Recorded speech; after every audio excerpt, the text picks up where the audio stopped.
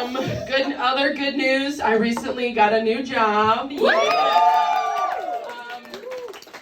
Quitting this job was very cordial and nice. When I quit my last job, it was not great because it was a bad job. We had to go back into the office very early into COVID because they just wanted a presence at the front desk for when the CEO and the CFO want to come in because they don't like their family. And they got mad at me for not, so my manager calls me and she's like, hey, so there's been some complaints about reception, which is just me. Just say me. I am the only one with that position. It's me. And she's like, yeah, they just, they want you to be a bit more lively at the front desk, when they come in, say good morning, or when they go to lunch, say have a nice lunch.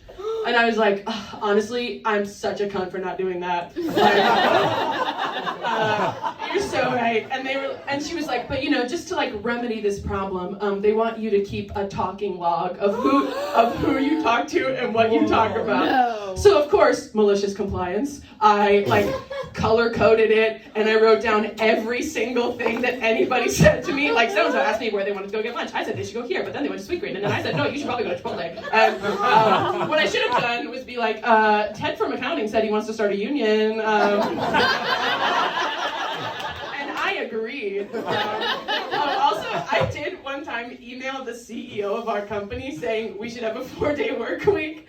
I had links. He didn't get back to me. He must have been, lost in his inbox. But yeah. So then after 2 weeks, they were like, you don't have to keep a talking log anymore. And I was like, but it's so fun. I love my little talking log. So that was that job. Also, there was a guy who worked there who was so insane. He was if 2 HR emails had sex and then a person happened, that was him. He would everything was a thing. He came up to me and he was like, hey, so there's a big knife back in the utensils drawer. And I was like, well, it's the utensils drawer. Typically we have the knives in there. And he was like, okay, it just kind of freaked me out. And I was like, have you never been anywhere? There's knives in the utensils drawer. Where else would they be? In fact, that's the only normal place for a giant knife to be.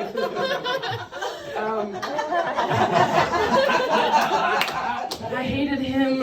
One time he came up to my desk and he was like, I just found out about attachment styles. And I was like, cool. And then he was like, I'm anxious attachment. And I was like, no way. What? And he was like, what even, who even has secure attachment? And I was like, yeah, that's so weird to have that. Yeah, guys, bragging. I may be mentally ill when it comes to myself, but I get along with other people fine. So I found out something insane recently. For some reason, in one of my work meetings, we were looking up the original members of the Blue Man Group. And the first thing that came up was an article about how maybe one of the guys who did 9/11 saw the Blue Man Group the night before. Oh my God. And it's so sad that the Blue Man Group wasn't enough to redeem America. Maybe they should have seen Stomp. The working, and I just wonder, did he buy the tickets before? Or was he guys, we have to do it on the 11th, on the 10th, I am seeing Blue Man Group.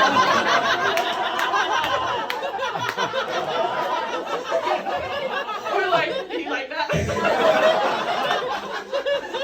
What if they knew, the director comes back and he's like, hey guys, break a leg tonight, I don't want to stress you out, but there's some really important people in the audience.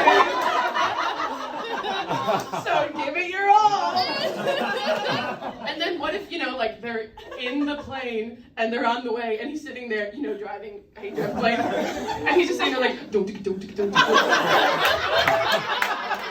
other guy's like, whoa, what's going on with you? And he's like, oh, sorry, I saw a Blue Man Group last night. Oh my God, no way, how was it? Honestly, really good. Really good.